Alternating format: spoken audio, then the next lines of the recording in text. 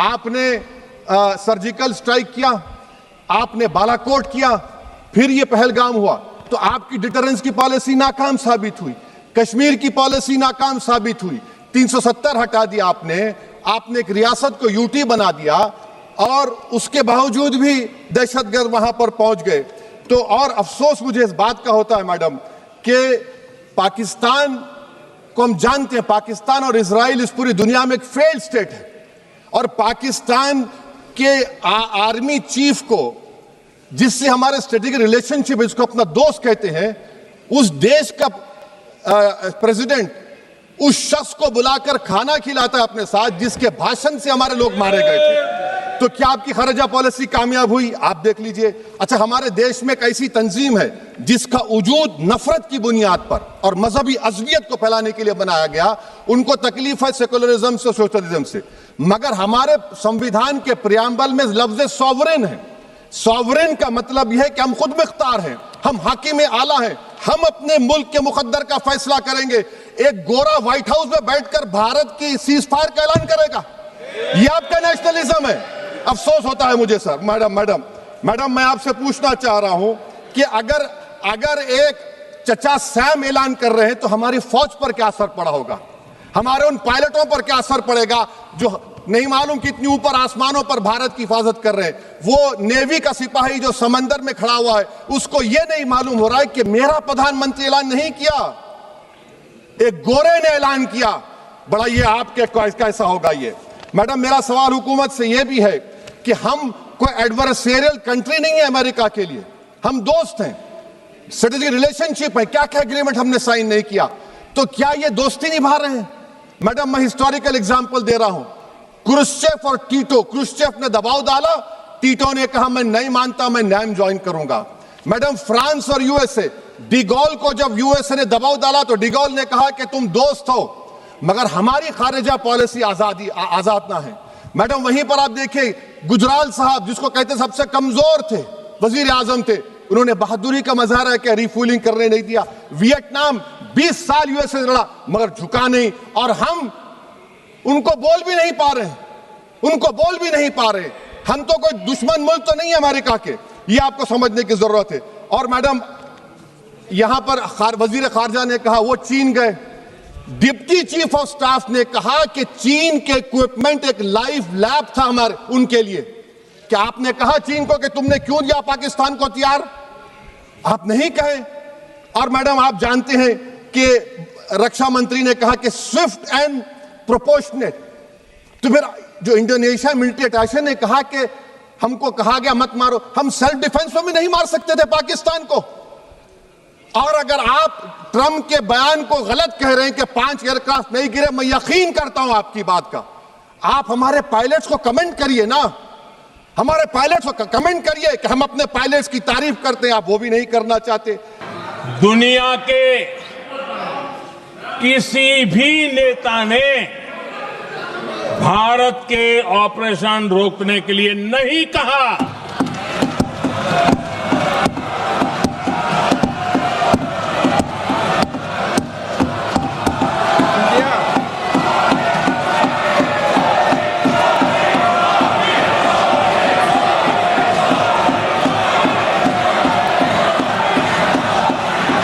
उसी दौरान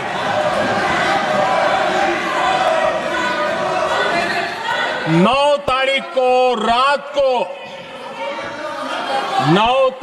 रात को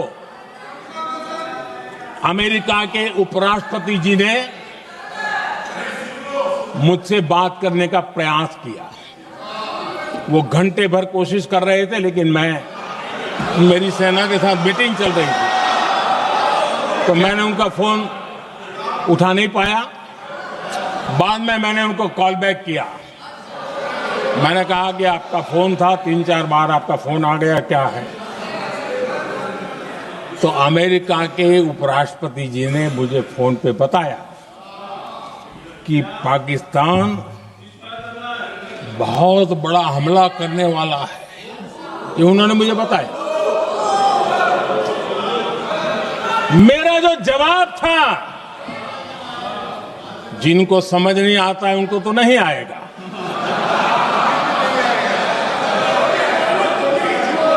मेरा जवाब था,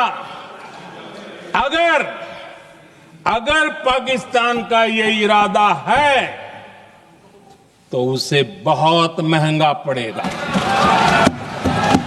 ये मैंने अमेरिका के उपराष्ट्रपति को कहा।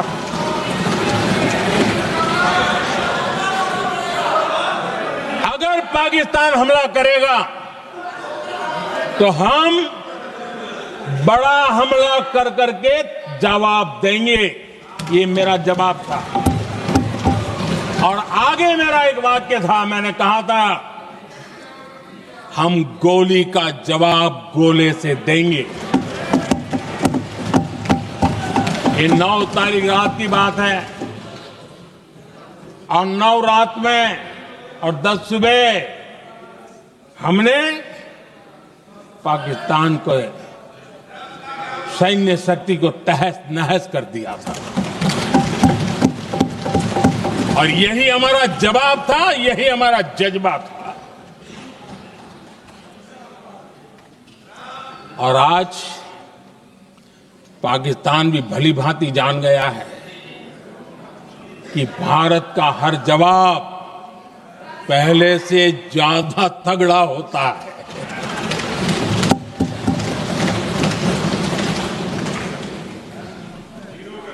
उसे यह भी पता है कि अगर भविष्य में नौबत आई तो भारत आगे कुछ भी कर सकता है।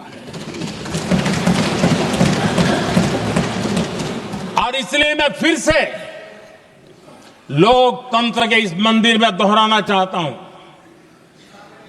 ऑपरेशन सिंदूर जारी है।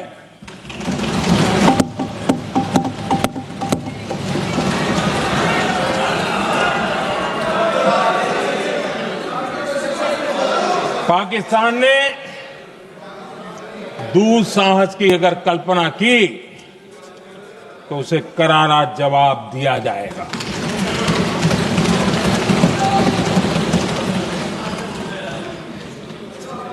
आदरणीय अध्यक्ष जी, आज का भारत आत्मविश्वास से भरा हुआ है। आज का भारत आत्मनिर्भरता के मंत्र को लेकर के पूरी शक्ति के साथ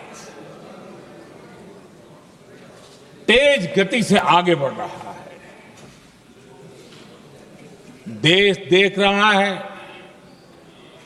भारत आत्मनिर्भर बनता जा रहा है। लेकिन देश ये भी देख रहा है कि एक तरफ तो भारत आत्मनिर्भरता की ओर तेज गति से आगे बढ़ रहा है, लेकिन कांग्रेस मुद्दों के लिए पाकिस्तान पर निर्भर होती जा रही है।